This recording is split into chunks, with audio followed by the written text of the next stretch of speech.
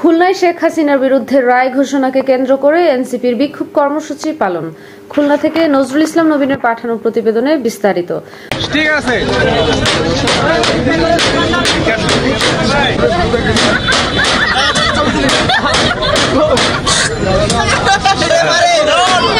মায়া করলে হবে।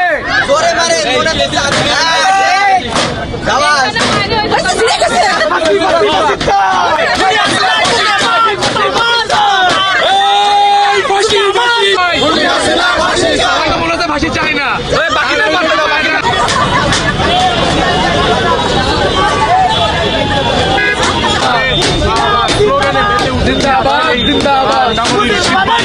ফাঁসি ফাঁসি ফাঁসি চাই, ফাঁসি ফাঁসি ফাঁসি ফাঁসি চাই, ফাঁসি ফাঁসি ফাঁসি চাই, ফাঁসি ফাঁসি ফাঁসি চাই, শেষ হয়নি যুদ্ধ, আবু সাইদ মুক্ত। আইনি প্রক্রিয়ার মাধ্যমে আমাদের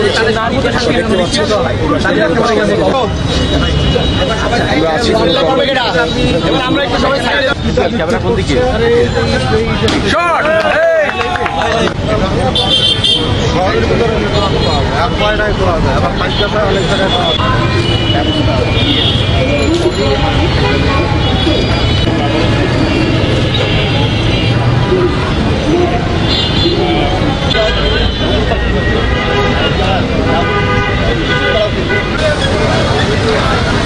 মানবতা বিরোধী অপরাধ ট্রাইব্যুনাল আদালতে শেখ হাসিনার বিরুদ্ধে রায় ঘোষণাকে কেন্দ্র করে খুলনায় জাতীয় নাগরিক কমিটি এনসিপি খুলনা জেলা শাখার উদ্যোগে বিক্ষোভ কর্মসূচি পালিত হয়েছে।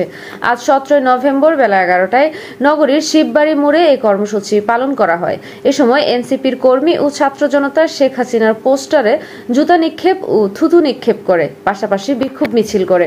এই কর্মসূচিকে ঘিরে শিববাড়ি মোড় এলাকায় বাংলাদেশ নৌবাহিনী, পুলিশ ও র্যাব সহ আইন শৃঙ্খলা বাহিনীর সতর্ক অবস্থানে ছিল। এছাড়া মহানগরীর খুলনার গুরুত্বপূর্ণ স্থানে বিপুল সংখ্যক আইন শৃঙ্খলা বাহিনীর মোতায়েন করা হয়েছিল।